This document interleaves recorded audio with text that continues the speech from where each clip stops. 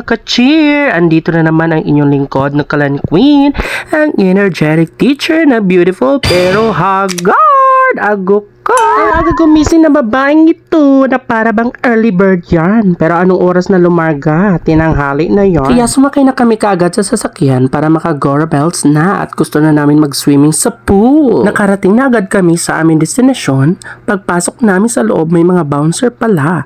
Kaya in-inspection nila ang aming bag at mga gamit naming dala. Kaya nagantay pa nga kami sa aming kasamahan para sabay-sabay kami nalalakad papunta sa aming cottage. Kaya nawili ako mag-video at dami palang naliligo.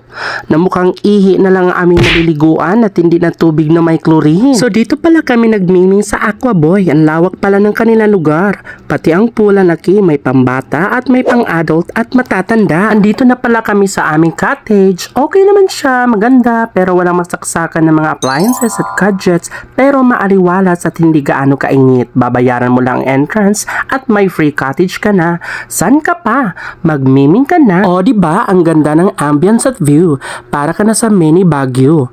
Marerelax ka talaga dito at mag-e-enjoy ka makapag-selfie, TikTok at photography. At ayan, ready na ang food. Kaya lalafang na kami kasi nagugutom na kami at para kami ay makarami ng miming at picture taking. Ang dami ng aming food na baon kaya busog-lusog ka talaga. Hindi ka magugutom dahil maraming pagkain at may chichirya pa. At ayan, bago kumain ay nag-roofie muna kami. Hindi miming pala ang pinunta kundi picture taking pala. At kumain na nga kami kasi hindi pa kami kumain ng agahan kaya ginutom sa biyahe at para mag-ready na kami mag-swimming at pagkatapos mag-picture taking. Pagkatapos kumain, nag-videoke muna ako para mabulabog ang mga tao sa kanilang cottage na para bang singer yarn. Ano yarn? Tawag ng tanggalan? Ayan na nga, ang exciting part, ang magmiming. Tagal na din hindi nakapagtampisaw sa pool. At ayan sa likod ko, ang dalawang Peppa Pig na enjoy sa pagsiswimming. Sinabi ko sa kanila na say hi sa vlog. Hi vlog! Welcome to my guys! At ayan na nga, nakapagtampisaw na ang orangutan sa pool. Oh, may paposing pa siya dyan na beat the heat sa tag-init. Pero nakita ang puwit sa manipis na damit.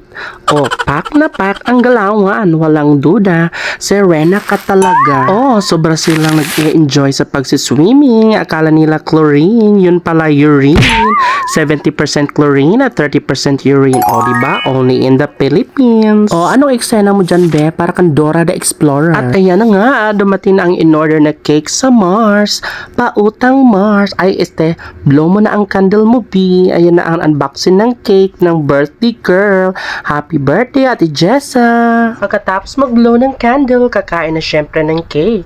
Pagkatapos kumain ng cake, nagpalaro muna kami ng longest happy birthday sa mga bata. Congratulations, Macho! Ikaw ang panalo! Pagkatapos niyan ay bumalik na kami sa pagmiming for the second round. Sinulit talaga namin ang aming 180 pesos kasi hanggang 4:30 lang daw ang swimming and 5 p.m. ang preparation para lalabas sa lugar. At nagkatuwaan pa nga kami dito ni Bebe na mag-vocalization Eza.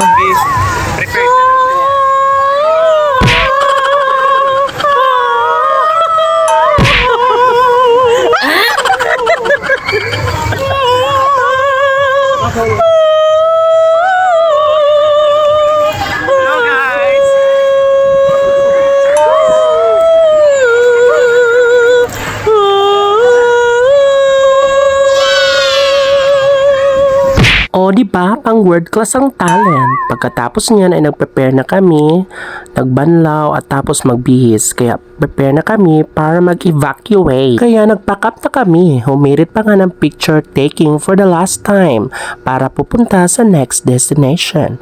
Nakiusap pa nga kami sa isang bouncer ng Aquaboy na kunan niya kami ng groovy picture. Kaya ang ganda dito sa Aquaboy, sulit na sulit talaga ang bayad.